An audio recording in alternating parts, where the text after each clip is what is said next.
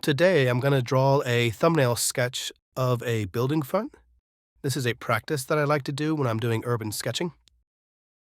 And so I've drawn a box just to confine my sketch. I'm going to draw a couple of these on this page. But at this stage, I'm just kind of blocking out where the major detail is going to go. And you'll notice that I'm not really drawing a lot of dark lines yet. I'm drawing some dotted lines to give me an idea of where I want detail, and those dots are also going to help me connect the lines so that they're a little straighter.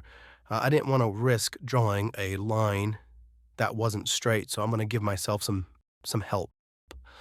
At this stage, this is the little step in front of the door, and then I am now going up to the top to draw this awning here. And again, where I need to, I'm going to add some line work, just enough detail to imply what I am seeing.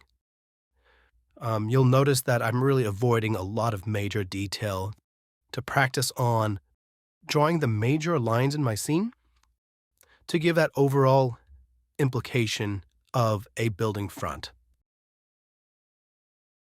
And you'll see later when we get to the shading how we can really make things pop with very little detail. And that's really what we're going for here. So now I'm actually drawing the sidewalk.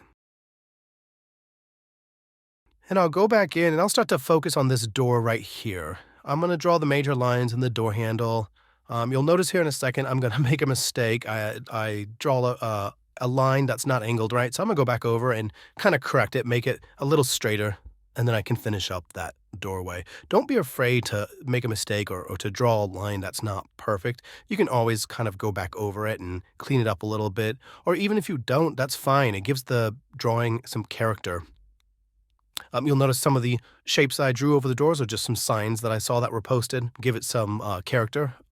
I really like all the different types of details that you can add. And the trick really is to find ways to add detail with the fewest amount of pen strokes.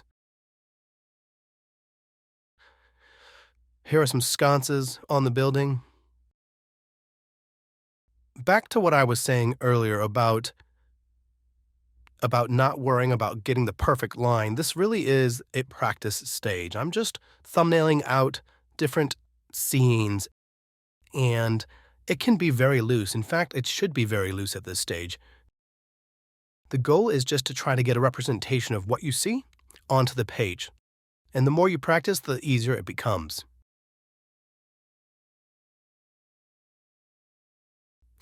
Here you can see I'm drawing some lines for the windows. I'm doing the base of the window sills first in this way because I'm trying to get them equally spaced apart. It's really easy for me to mess this up and draw windows that aren't equally spaced. So by drawing them all three at the same time, I can hopefully get them spaced correctly. And this part is just me adding a little bit of texture to imply that this is a brick wall. And then I'm pretty sure I'm going to wrap this up shortly and move over to the shading. The shading adds a lot of contrast to the scene. What I'm doing when I'm shading is I'm looking at my reference photo and I'm trying to break down the image into different tones. I can see white, medium gray, maybe a dark gray, and a black. And I will decide what colors fall into that tone, and then I will use that gray or the closest gray that I have to color. And I really don't want to put too much detail, again, as a thumbnail practice. So I'm not really looking to try to get any type of realistic shading, just the hint of shading. Now I'm going to go back in with my darker gray, and this is going to help me add those darker shadowed areas for contrast. And also with the windows, they do a really good job making those windows pop. You'll see me playing around with the side of the chisel tip marker and the tip of it, and that just helps me get a different thickness lines. And I'm going to wrap up by adding a little bit of shade right here on the sidewalk, and then that's it. This is the final result. I hope you've enjoyed this exercise.